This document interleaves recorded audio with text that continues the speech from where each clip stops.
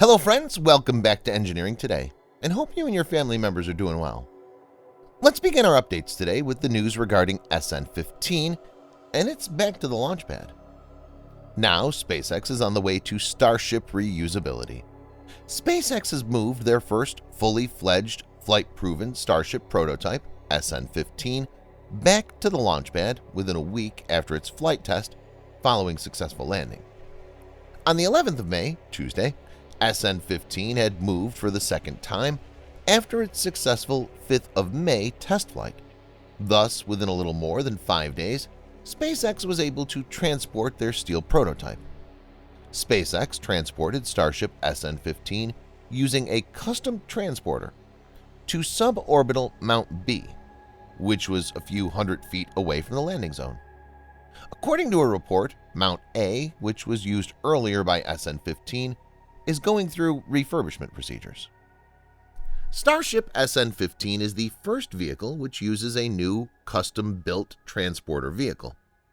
This custom transporter works similar to the Octograbber robots, which SpaceX uses for securing the Falcon boosters which descend and land in the sea, i.e. drone ship. Using the Octograbber robots, SpaceX can easily secure Falcon boosters without the need for any crane support. According to a report, SpaceX's new recovery jig in the Texas site helps SpaceX teams to secure landed Starships without having to attach a crane and lift a rocket with some next-gen infrastructures. The rocket also says that once that recovery jig is in place around Starship and the rocket is firmly secured to it, SpaceX can easily carry out their transportation procedures.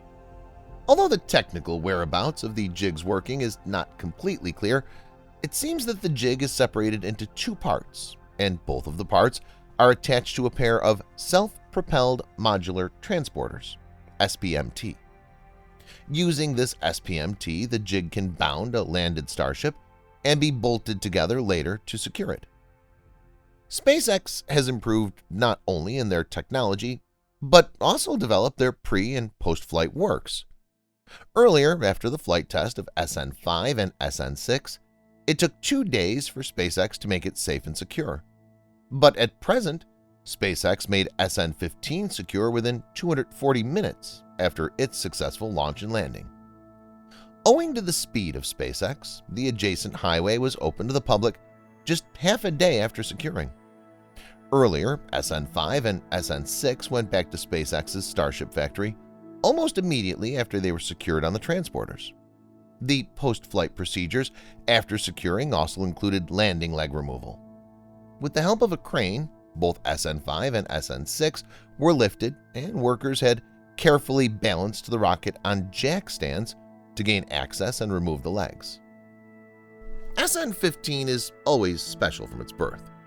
Thus, with the help of a new custom transporter, SpaceX could lift the Starship prototype with the vehicle's own hydraulic leveling systems, which in turn discards the need for a crane. SN15's legs were removed less than 2 days after landing, but hasn't replaced them with a new one.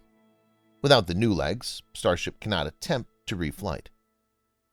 SpaceX has not yet installed Starship SN15 atop the Mount B. The prototype is already attached to a crane for the installation. After the subsiding of the winds, they'll move on for installation.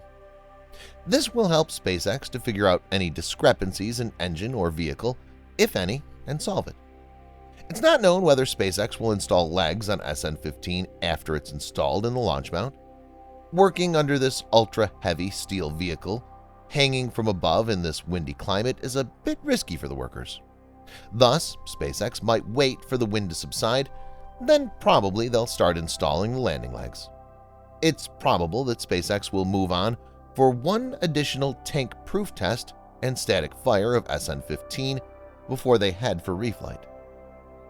A few days ago, Elon Musk had tweeted, "Might try to refly SN15 soon," which clearly proves that SN15 had landed in a flight-worthy condition.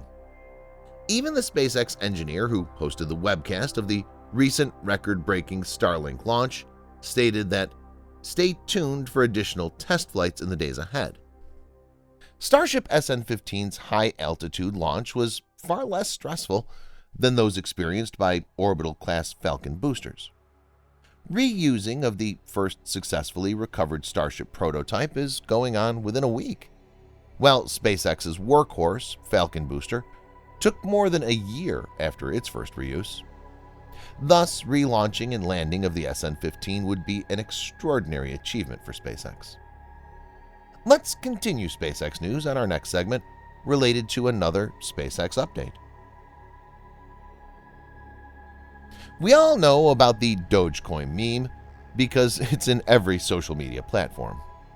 Dogecoin has taken over the crypto world by becoming a high-yield cryptocurrency. Now, SpaceX CEO Elon Musk wants to make it even bigger. SpaceX recently announced that it would launch Doge 1 mission to the moon in the first quarter of 2022. Regarding that, SpaceX added it would accept Dogecoin cryptocurrency as payment for the mission payload. The mission will be carried out by none other than SpaceX's workhorse Falcon 9 rocket. Those who don't know, Dogecoin cryptocurrency was created by two software engineers, Billy Marcus and Jackson Palmer, in 2013. Musk, who self-proclaimed himself as the Doge Father, tweeted, "SpaceX launching satellite Doge 1 to the moon next year. Mission paid for in Doge. First crypto in space. First meme in space. To the moon." On Saturday, Geometric Energy Corporation said that it would be the first Dogecoin-funded mission in the history of spaceflight. SpaceX's communication team later confirmed the payment detail via an email, but they did not disclose the cost of the mission. Having officially transacted with Doge for a deal of this magnitude, Geometric Energy Corporation and SpaceX have solidified Doge as a unit of account for lunar business in the space sector, stated Samuel Reed, CEO of Geometric Energy Corporation. Geometric Space Corporation, GSC, will launch its 40-kilogram CubeSat as rideshare on SpaceX's Doge 1 mission next year.